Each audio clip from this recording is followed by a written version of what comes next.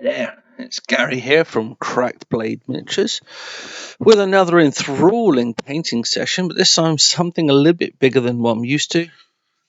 A big, bold orc. Love this bust. I stumbled across it online, thought I had to have it. Haven't got a clue what I'm doing, so started with green. Wrong with green. It's always going to be green.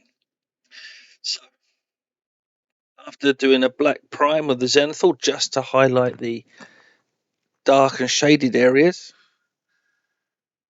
proceeded to build up the green flesh with a dark green tone. I'm not going to get into specifics of the colours because ultimately everybody's is going to be different.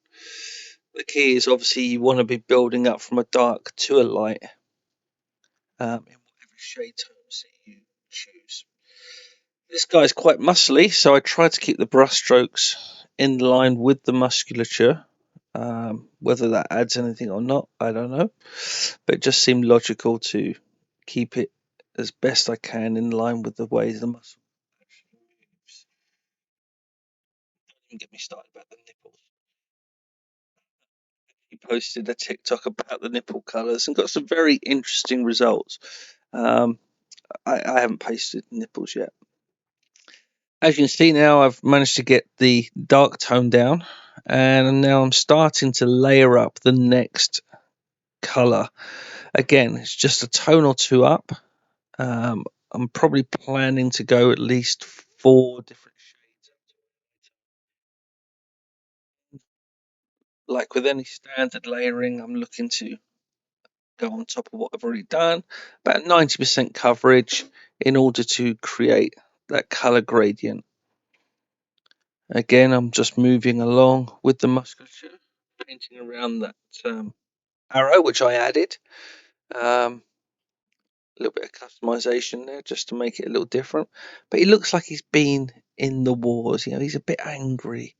And that arrow kind of makes sense for him to be angry. I mean, I'd be angry if I had an arrow in me. Now, just a quick glaze.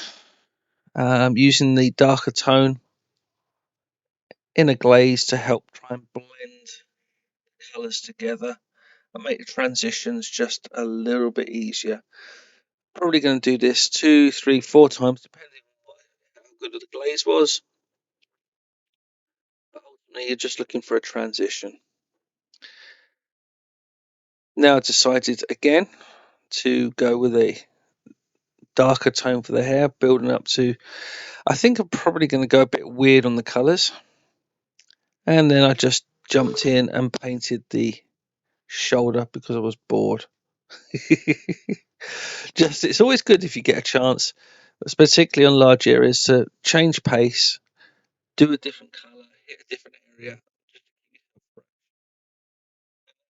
Here as well, had enough of doing the green, decided to start one on the leather. So dark brown and all the core leathers with hints of black, just to start base colouring it. No rocket science here, just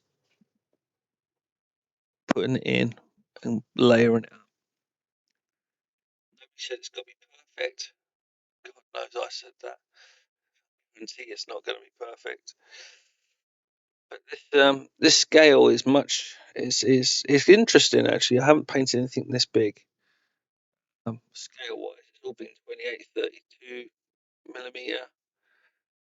So that's just an opportunity to change yourself a little bit. Again, looking to highlight the different colours. So now I'm looking on the softer colours of the bindings on the edges of the heavier leather. I haven't got a clue what I'm going to do after that. That will probably be for part 2.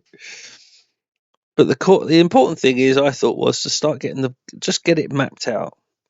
You know, this isn't carved in stone. This isn't rocket science. Let's play with some progression.